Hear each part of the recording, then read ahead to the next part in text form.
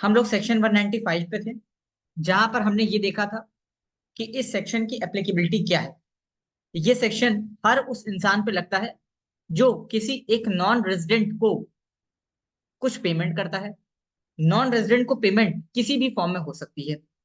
Non resident हर वो इंसान होता है जो 182 डेज से ज्यादा इंडिया के बाहर रहा है, या फिर या फिर वो इंडिया में 60 दिन भी नहीं रहा पिछले साल में, जो साल चल रहा है, और पिछले 4 सालों में 365 दिन भी नहीं रहा।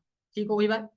ये वाली बात हमने आपको कल बताई थी कि नॉन रेजिडेंट की कंडीशन होती है। रेजिडेंट हर वो आदमी होता है जो कि इंडिया में 182 डेज से ज्यादा रहा, या फिर वो पिछले साल 60 दिनों से ज्यादा रहा, और पिछले 4 सालों में 365 दिन से ज्यादा रहा।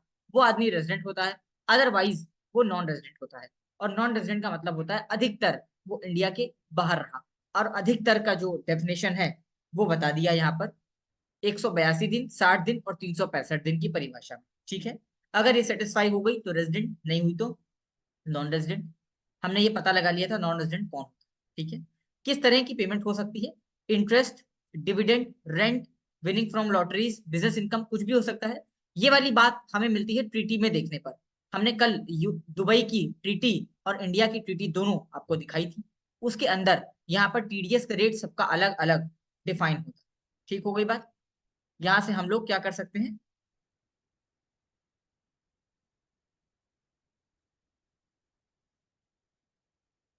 यहाँ से हम लोग टीडीएस का रेट डिसाइड करते हैं। ठीक हो गया। चलिए, टीडीएस का रेट वैसे नॉर्मली 20% होता है, लेकिन सबकी अपनी अपनी ट्रीटी में लिखा होगा।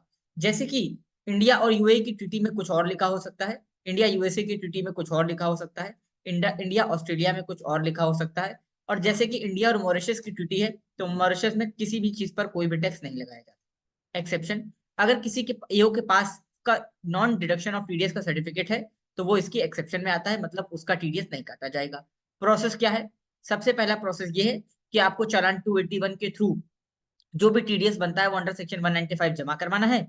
उसके बाद उस पैसे को ट्रांसफर करने के लिए 15 सीए देना है और 15 सीबी देना है, और फिर एक फॉर्म 27 क्यू फाइल करना है। ठीक है। अब सही मायने की बात तो ये है कि हम 27 क्यू को सीखने के लिए ही बैठे हैं, लेकिन 27 क्यू किया क्यों जाता है, इस बात की चर्चा होनी चाहिए।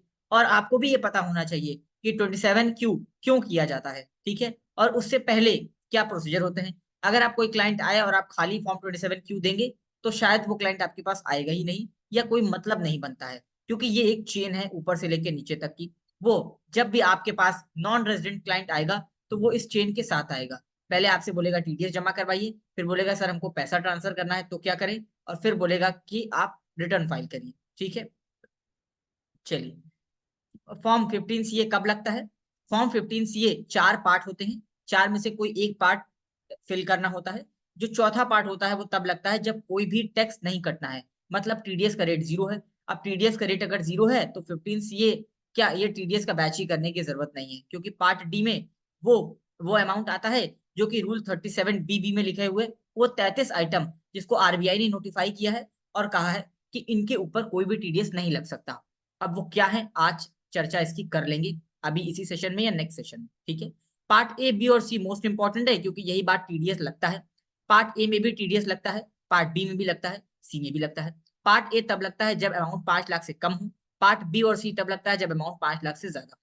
पार्ट बी में बस डिफरेंस सिर्फ इतना है कि उसके पास असेसिंग ऑफिसर का एक सर्टिफिकेट है कि लोअर डिडक्शन ऑफ टीडीएस है। और पार्ट सी तब लगता है जब एक चार्टर्ड अकाउंटेंट की रिपोर्ट लगती है 15 सीबी के द्वारा। अब 15 सीबी हम आपको नहीं सिखाएंगे, उसका कारण है कि वो सिर्फ मेरे पोर्टल पर आती है, मेरे यानी कि एक चार्टर्ड अकाउंटेंट के पोर्टल पर। अगर मैंने आपको सिखा भी दिया तो आप भरेंगे कैसे, क्योंकि फॉर्म 15 सीबी आपको क्लाइंट के पोर्टल पर मिलेगा ही नहीं। जब आप क्लाइंट का लॉगिन करेंगे तो आपको सिर्फ 15 सीए मिलेगा, 15 सीबी नहीं मिल सकता। चलिए, अब आगे चलते हैं। 15 सीबी कौन देगा? जब पार्ट सी और 15 सी एप्लीकेबल होगा, तो फिर 15 सीबी देगा एक चार्टर्ड अकाउंटेंट। और पहले चार्टर्ड अकाउंटेंट को असाइन किया जाएगा और उसके बाद वो फॉर्म फिल करेंगे। ठीक हो गई बात। चलिए, यहाँ तक की बात हम लोगों ने समझ लिया था। हमने एक फास्ट में गो थ्रू करवा दिया, जिससे ये पता चले कि हम लोग कहाँ पर थे। आप लोगों को शायद ऐसा लग रहा हो कि बड़ा थ्योरी थ्योरी हो रहा है। उसका कारण है क्योंकि जब तक आपको थ्योरी पता नहीं होगी तब तक आप ये नहीं अंदाजा लगा पाएंगे कि कि हमें 50 हमें 27 क्यू जमा क्यों करना है, ये 27 क्यू की कहानी है पूरी। चलिए, अब ये हमने डबल टैक्सेशन अवॉइडेंस एग्रीमेंट, हमने इसको देख लिया, हमने इसको देख लिया। डबल टैक्सेशन अवॉइडेंस एग्रीमेंट मतलब दो बार टैक्स ना लग जाए, इस बात का भी ध्यान रखा जाए। और प्रिजर्वेशन ऑफ फिस्कल इवेजन मतलब कि ऐसा ना हो कि एक भी बार टैक्स ना लगे। पहला पॉइंट ये कहता है, एंड के पहले वाला पॉइंट ये कहता है कि दो बार टैक्स ना लग जाए, और एंड के बाद वाला पॉइंट कहता है ऐसा ना हो कि एक भी जगह टैक्स ना लगे। जैसे कि इंडिया और मॉरिशस, मॉरिशस में 1 रुपए का भी टैक्स नहीं लगता है, टैक्स हेवन कंट्री है। दुबई भी एक टैक्स हेवन कंट्री है। तो क्या इंडियन गवर्नमेंट छोड़ देगी टैक्स? इंडियन गवर्नमेंट बोलेगी क्योंकि दुबई में और मॉरिशस में नहीं लगता है, इसलिए हम टीडीएस का रेट, हम टैक्स काटेंगे। बस वो जो हम टैक्स काटेंगे वाली बात है, वो बात इसी में लिखी हुई है कि किस रेट से टैक्स को काटेंगे। यहाँ पर मैंने आपको कहीं बीच में दिखाया था, जैसे कि ये बिजनेस का देखिए प्रॉफिट आ गया, उसके ऊपर इनकम फ्रॉम इमूवेबल प्रॉपर्टी मतलब रेंटल इनकम आ गई बच्चों। उसके ऊपर क्या है, पहले हम आपको बता देते हैं। कोई शिपिंग का बिजनेस है तो क्या टीडीएस कटेगा, ये आ गया। एसोसिएटेड इंटरप्राइजेस है, डिविडेंड के ऊपर क्या कटेगा, इंटरेस्ट के ऊपर क्या कटेगा, ये इसके आर्टिकल्स हैं, उसमें बताया हुआ है। रॉयल्टी के ऊपर क्या कटेगा, देखिए रॉयल्टी पर 10% कटेगा, लिखा हुआ है यहाँ पर। कैपिटल गेन पर कितना परसेंट कटेगा, कैपिटल गेन पर कितना परसेंट कटेगा, वो भी यहाँ पर लिखा होगा। नहीं कटा होगा, नहीं कटेगा तो वो भी यहाँ पर लिखा होगा। ठीक है। इंडिपेंडेंट पर्सनल सर्विसेज जैसे कि सीए की सर्विस, इस पर भी लिखा होगा। Independent personal service, dependent personal service, इस पर भी लिखा होगा। सब पर एक एक रेट डिसाइड होगा। डायरेक्टर की फीस पर क्या होगा, इनकम रिसीव्ड बाय एंटरटेनर और एथलीट्स, इन पर क्या होगा। कोई रेमुनरेशन पेंशन इनकम है, इन पर क्या होगा। नॉन गवर्नमेंट पेंशन एन्युटी है, इस पर क्या होगा। मतलब कि जितने भी प्रकार की इनकम होती है, जैसे स्टूडेंट, ट्रेनी और अप्रेंटिस जिनको स्टाइपेंड मिलती है, उनकी अगर इनकम होगी तो क्या होगा। अब जैसे यहाँ पर लिखा हुआ है कि 20,000 या 20,000 से ज्यादा होगी तो कटेगा, अदरवाइज नहीं कटेगा। ठीक हो गई बात। चलिए, ये सब बातें इसके अंदर लिखी हैं, आप आराम से बैठ के जिस भी तरह professor, teacher, research, other income जो कहीं जो बच गई, वो इनकम का क्या होगा, कैपिटल का क्या होगा, income from government institution, embassies वगैरह होती हैं, उनको भी मिलता है। ठीक है। ये सारी बातें इसके अंदर लिखी हुई हैं। और ये क्या लिखा, देखिए जैसे income from government institution shall exempt from tax, मतलब अगर गवर्नमेंट इंस्टीट्यूशन की कोई हमने इनकम को किया है तो वो एग्जेम्प्ट हो जाएगी। ठीक है। कोई रेट होगा तो रेट दिया होगा, एग्जेम्प्ट होगा तो वो भी लिखा होगा यहाँ पर। तो सबका यहाँ पर ऐसा ही होता। ठीक हो गई बात। चलिए, ये था डी टी डबल ए। अब ये एक कंट्री का डी टी डबल ए था, यहां तक की बात हम लोगों ने कल तक पढ़ी थी, 10 मिनट लगा करके हमने उसका रिवीजन किया। अब यहाँ पर सारी पुरानी बातें खत्म हो गई हैं, अब हम कुछ नई बातों को टेकअप कर लेते हैं। ठीक है। अब नई बातों को टेकअप करने से पहले हम लोग आते हैं रूल 37 बीबी पर। रूल 37 बीबी पर, ये रूल क्या है।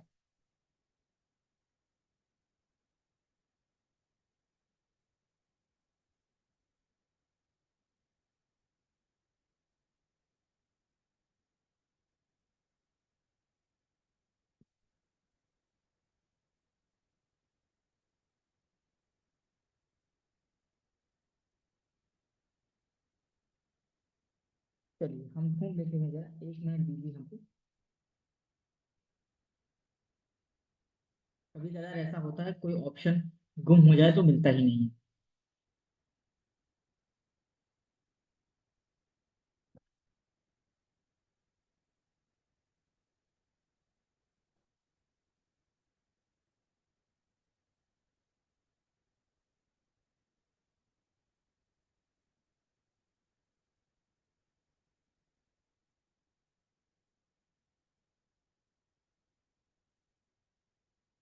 मिल गया ऑप्शन, चलिए।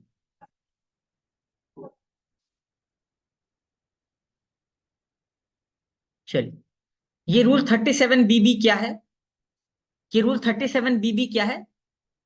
इस रूल 37 बीबी में 15 सीए और 15 सीबी की चर्चा की गई है। 15 सीबी एक चार्टर्ड अकाउंटेंट देता है, और 15 सीए एसएससी खुद देता है। ठीक है। 15 सीबी जब भी जाएगा तो 15 सीए हमेशा जाएगा।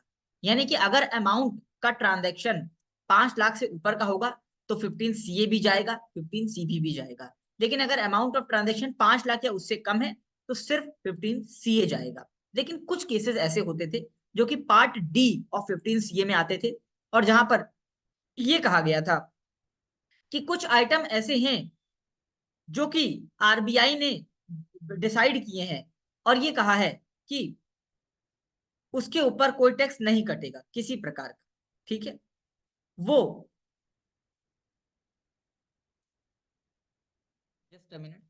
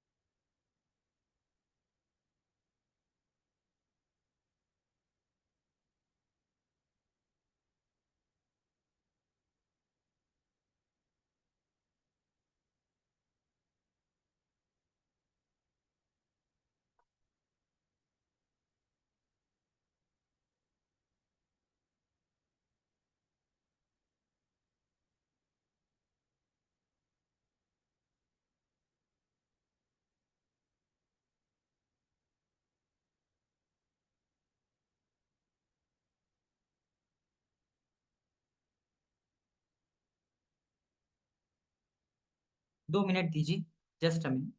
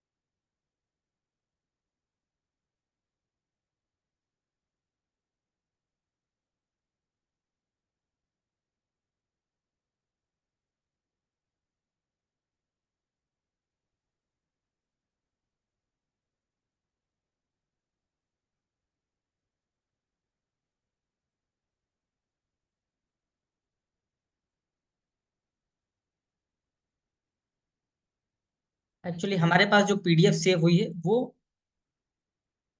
पुरानी सेव हुई है, इसलिए मैं इसको करेक्ट करना चाहता हूँ, कहीं ऐसा ना हो कि कोई चीज गलत चली जाए। चलिए, अब हम लोग आ गए हैं अपनी सही पीडीएफ पर। Just a minute. करेक्ट। चलिए, ये है रूल 37 बीबी, जो एक बात कहता है, एक बात क्या सारी बात यही रूल कहता है, ठीक है। वो ये कहता है कि पार्ट ए आपको तब तब भरना है जब amount does not exceed 5 lakh rupees, ठीक है। पार्ट बी आपको तब भरना है जब आपके पास कोई सर्टिफिकेट असेसिंग ऑफिसर ने दे दिया हो। और पार्ट सी आपको तब भरना है जब आपको 15 CA साथ में मिले, मतलब एक चार्टर्ड अकाउंटेंट के थ्रू। ठीक हो गई बात, ये बात यही कहता है। पार्ट डी आपको तब भरना है जब income not chargeable to tax हो, ये वाली बात हम आपको बता चुके हैं। लेकिन पार्ट डी में ऐसा नहीं है कि हर ट्रांजेक्शन पर टैक्स नहीं है, ठीक है, ऐसा नहीं है। कुछ ट्रांजेक्शन ऐसे हैं जो कि, कुछ क्या ऐसा कह लें कि 33 ट्रांजेक्शन ऐसे हैं जिसमें कोई टैक्स नहीं लगना है। जैसे कि अब बहुत सारे ट्रांजेक्शन हैं, अब लेकिन हम आपको एक कुछ गिने चुने बता देते हैं जो कि अच्छे अच्छे ट्रांजेक्शन हैं। जैसे कि एक ट्रांजेक्शन है कि remittance bye non resident towards family maintenance. मान लीजिए नॉन रेजिडेंट का पैसा है इंडिया में और वो उसके इंडिया के अकाउंट में पड़ा हुआ है, वो अपना पैसा खुद ट्रांसफर करना चाहता है।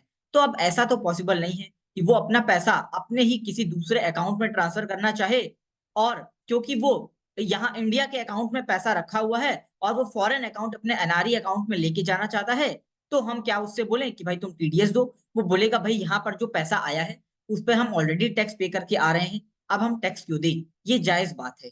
इसलिए इस ट्रांजेक्शन को यहाँ पर क्या किया, बाहर किया। मतलब पैसा तो इंडिया के अकाउंट से फॉरेन अकाउंट में ही ट्रांसफर होगा, इंडिया को कोई बनता फॉरेनर को ही देगा, लेकिन टीडीएस नहीं कटेगा। ठीक हो गई बात। इंडिया की इंडियन एम्बेसीज इनके ट्रांसफर पर नहीं कटेगा, फॉरेन एम्बेसीज इनके टीडीएस पे नहीं कटेगा। कोई पर्सनल गिफ्ट या डोनेशन, आप कोई ऐसा ट्रांजेक्शन करें जो कि पर्सनल गिफ्ट है, तो नहीं कटेगा। अपने ही ऑफिस की मेंटेनेंस के लिए दे रहे हैं तो नहीं कटेगा। बहुत सारे ऐसे ट्रांजेक्शन है बच्चों। अब इसके अंदर लिखा हुआ है 33 ट्रांजेक्शन है। अगर इनमें से किसी भी आपका कोई क्लाइंट किसी भी ट्रांजेक्शन में आ जाए तो उसके ऊपर टीडीएस मत काटिएगा। मतलब 15 सीए तो जाए, 15 सीबी तो जाएगा, लेकिन बिना टीडीएस कटे हुए जाएगा, कोई टीडीएस नहीं काटा जाएगा। मेरा उद्देश्य यही है कि मैं ये बताऊं कि कब कब टीडीएस कटना है और कब नहीं कटना है। ठीक है, अब ये बात आपको क्लियर हो गई होगी कि टीडीएस यहाँ पर जब वो नॉन रेजिडेंट होगा तब कटना है, जब वो 33 आइटम्स में नहीं आ रहा होगा तब कटना है, और उसके बाद हम उसकी ट्रीटी भी पढ़ेंगे। अगर उस ट्रीटी में रेट लिखा है 0 तो भी नहीं कटना है।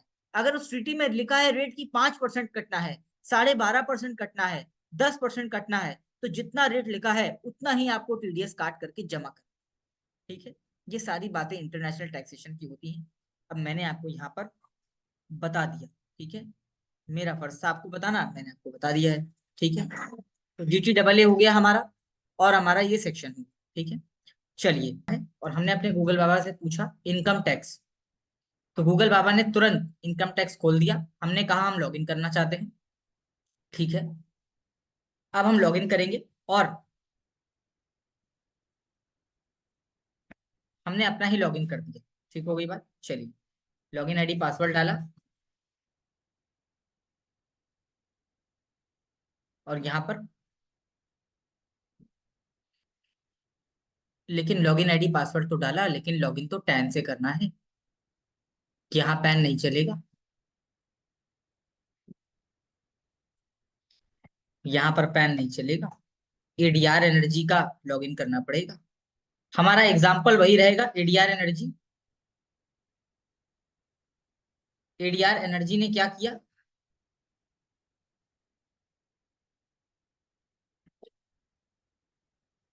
एडीआर एनर्जी ने मान लो किसी को पेमेंट किया, और वो पेमेंट, जिसको पेमेंट किया वो एनआरआई है, वो कभी इंडिया में आया ही नहीं आज तक। ठीक है, वो हमेशा इंडिया के बाहर रहता है, सिर्फ उसकी यहाँ पर प्रॉपर्टी है, और एडीआर एनर्जी उस प्रॉपर्टी पर रेंट पे करती है। ठीक हो गई बात। अब मान लीजिए कि रेंट का रेट, रेंट पर टीडीएस का रेट 20% है। ठीक है, और हर महीने एडीआर एनर्जी को अपना टीडीएस जमा करवाना है। हर महीने एडीआर एनर्जी को अपना टीडीएस जमा करवाना है। तो सबसे पहले एडीआर एनर्जी क्या करेगी, सबसे पहले एडीआर एनर्जी ये करेगी कि ई फाइल पर जाएगी और फिर ई पे टैक्स पर जाएगी। सबसे पहले एडीआर एनर्जी का दायित्व ये है कि, अब मान लो कि 10 लाख रुपीज का रेंट है, 10 लाख रुपीज पर मंथ, ऐसे मान लो। ठीक है, हम एग्जाम्पल बड़ा इसलिए ले रहे हैं ताकि आगे की बात भी समझा पाए। 10 लाख रुपए पर मंथ, और 2 लाख का टीडीएस काटना है हर महीना, हर महीना 2 लाख का टीडीएस काटना है और काट करके पेमेंट करना है। ठीक हो गई बात। तो यहाँ पर ई पे टैक्स पर आएंगे, न्यू पेमेंट करेंगे। न्यू पेमेंट के बाद वो पूछेगा असेसमेंट ईयर। अगर हम फेब्रवरी मंथ का कर रहे हैं तो फाइनेंशियल ईयर है 2023-24, क्योंकि ये फरवरी 2024 चल रहा है, तो फाइनेंशियल ईयर है 23-24 और असेसमेंट ईयर होगा 24-25, एक साल अगला वाला होता है। ठीक हो गई बात। नीचे देखो लिख के भी आ गया, फाइनेंशियल ईयर 23-24, असेसमेंट ईयर 24-25। क्या ये टीडीएस है या ये आउटस्टैंडिंग डिमांड है या फिर ये कोई अपील की फीस है? भाई ये तो टीडीएस है, प्रोसीड करेंगे। अब पूछेगा भाई सेक्शन बताओ, क्या सेक्शन 192 है? क्या सेक्शन 192 है? अरे 192 तो अभी पढ़ा ही नहीं है। 192 के लिए तो फॉर्म 24 क्यों जाता है, अभी पढ़ा ही नहीं है, छोड़िए। 193, 194, 194, आगे चलते हैं। देखिए यहाँ पर नेक्स्ट का ऑप्शन है नीचे, यहाँ पर नेक्स्ट का ऑप्शन है, और नेक्स्ट नेक्स्ट तब तक करते रहिए जब तक आपको आपके मन का सेक्शन ना मिले। जैसे कि हमको ये एक सेक्शन मिला, सेक्शन 195, जहां पे लिखा है other sums. Section 195 other sums, हमको ये ऑप्शन मिल गया। अब हम क्या करेंगे, हम देखिए हम क्या करेंगे, अब हम इसको क्या करेंगे, कंटिन्यू करेंगे। ठीक हो गई बात। चलिए, अब ये पूछ रहा है जिसका आप टैक्स काट रहे हैं क्या वो कंपनी डिडक्टी है या वो नॉन कंपनी है। हो सकता है कि एडीआर एनर्जी जिसको रेंट पे कर रही है वो एक इंडिविजुअल आदमी हो सकता है कि वो जो प्रॉपर्टी है वो किसी इंडिविजुअल की ना हो करके किसी कंपनी की हो। अगर वो प्रॉपर्टी भी किसी कंपनी की है तो कंपनी डिडक्टी। अगर वो कोई अदर देन कंपनी है यानी कि इंडिविजुअल है, पार्टनरशिप फर्म है, सोसाइटी है, तो फिर अदर देन कंपनी हो जाएगा। ठीक हो गई बात। चलिए, अब क्या टैक्स का अमाउंट है, क्या सरचार्ज, क्या सेस, क्या इंटरेस्ट, वही वाली बात है। 2 लाख रुपए का टैक्स है, अगर आपने लेट किया तो 1.5% पर मंथ और अ पार्ट ऑफ मंथ के हिसाब से इंटरेस्ट भी जोड़ दीजिए, टोटल जमा करवाइए। ठीक हो गई बात। हमने यहाँ पर कंटिन्यू किया। कंटिन्यू करने के बाद वो आपसे बैंक पूछेगा, आप चाहें तो नेट बैंकिंग से पेमेंट करिए, डेबिट कार्ड से करिए, पेमेंट एट काउंटर करिए, आरटीजीएस करिए या यूपीआई से भी कर दीजिए। आपके सामने क्यूआर कोड आ जाएगा, गूगल पे से स्कैन करिए और पेमेंट करिए। उसके बाद एक चालान आपका जनरेट हो जाएगा। अब हम इसको करते हैं सेव ड्राफ्ट में। हमने इसको सेव ड्राफ्ट में क्या किया, सेव किया, और ई फाइल पे जाकर के हमने ई पे टैक्स पर फिर से क्लिक किया। अभी अभी जो हमने चालान बनाया था वो ड्राफ्ट में आ गया। पुराना कोई चालान जनरेट होगा तो वो यहाँ पर आ जाएगा।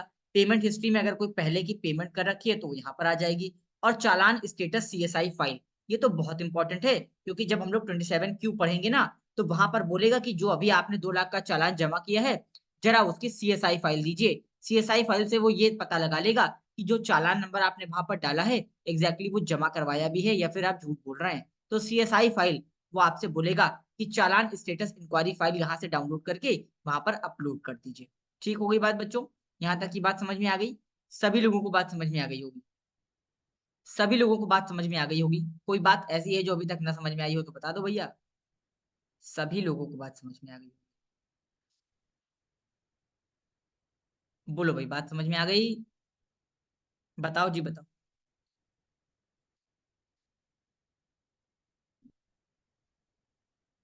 हाँ या ना में बता दो भैया, कोई कुछ बोल ही नहीं रहा है आज। विजय जी ने कह दिया हाँ आ गई है, मुकेश ने भी कह दिया हाँ आ गई है। चलिए आ गई है मतलब। चलिए, ये हमारा पहला स्टेप था, हमारे प्रोसेस का पहला स्टेप था। ठीक है, अब दूसरा स्टेप तो वैसे ये होना चाहिए कि ये जो आपने चालान भरा है वो उस चालान को आप 27Q में फाइल कर दीजिए, और वो जिस भी एनआरआई का है उसके 26AS और AIS में दिख जाए।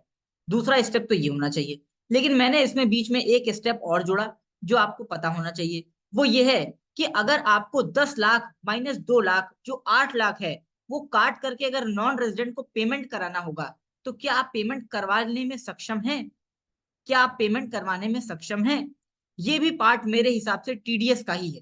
ठीक है, कि पेमेंट को कैसे प्रोसेस करवाएंगे। मैं चाहूं तो इसको छोड़ भी सकता हूं, बट लेकिन मुझे ऐसा लगता है ये आपको पता होना चाहिए और आपको आना चाहिए। ठीक होगी बात। चलिए, अब इसके लिए तो आपको क्या करना पड़ेगा, लॉग आउट करना पड़ेगा, क्योंकि ये वाला पार्ट कंपनी के पैन कार्ड से किया जाने। ठीक है, ये पैन कार्ड से नहीं होगा क्योंकि फॉर्म 15CA पैन कार्ड पर ही आता है हमेशा। ठीक हो गई बात। चलिए, तो अब हम लॉगिन कर लेते हैं पैन कार्ड से। हमने कंटिन्यू किया, क्लिक किया, क्लिक करने के बाद हमने ये डाल दिया। चलिए, ई फाइल पर जाएंगे, ये हमारा डैशबोर्ड आ गया। यहां तक की बात सबको समझ में आ गई होगी। डैशबोर्ड आ गया, डैशबोर्ड के बाद हमको इनकम टैक्स फॉर्म्स पर जाना है, और इनकम टैक्स फॉर्म पर जाने के बाद फाइल इनकम टैक्स फॉर्म करना है, फाइल इनकम टैक्स फॉर्म करना है। ठीक है, फाइल इनकम टैक्स फॉर्म करते ही आपको यहाँ पर सर्च बॉक्स में डालना पड़ेगा 15C।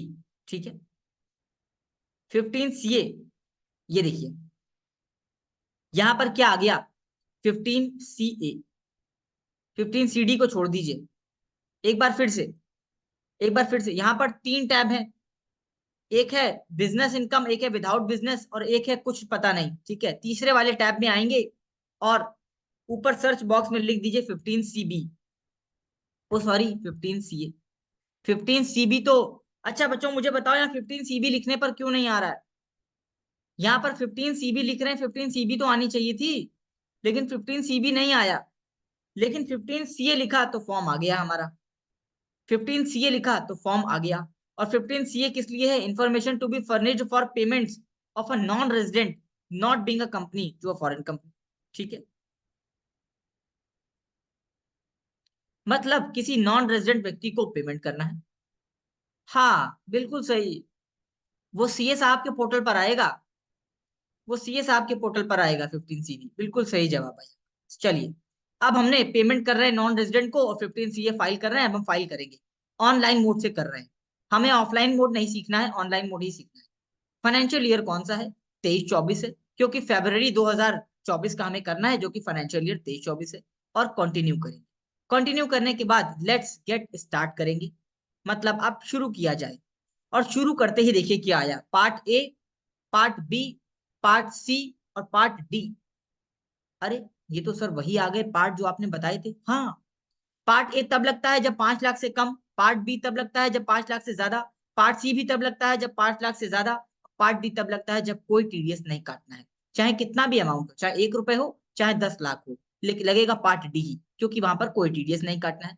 पार्ट बी और सी में अंतर ये था कि पार्ट बी में असेसिंग ऑफिसर के पास एक सर्टिफिकेट था, और पार्ट सी में क्या बोला था आपको, 15CB भी 15CB भी देनी पड़ेगी। ठीक है, अरे वही वाली बातें हैं भैया जो पढ़ के आ रहे हैं, कितनी बार पढ़ेंगी, रट गए हैं अब तो। चलो पहले ये देख लेते हैं, पार्ट डी सबसे आसान होता है, not chargeable to tax. Proceed करेंगे, लेकिन कोई एक ही लगेगा बच्चों। एक बात हम आपको ये बता दें, या तो ए लगेगा या बी लगेगा या सी या डी, कोई एक लगेगा, सारे नहीं लग सकते। ऐसा नहीं हो सकता कि एक ट्रांजेक्शन पर टीडीएस कट भी रहा है और नहीं भी कट रहा है। ठीक है, या तो कट रहा होगा या नहीं कट रहा होगा, या अमाउंट 5 लाख से ऊपर होगा या अमाउंट 5 लाख से नीचे होगा, तो एनी वन, सारे नहीं, एनी वन।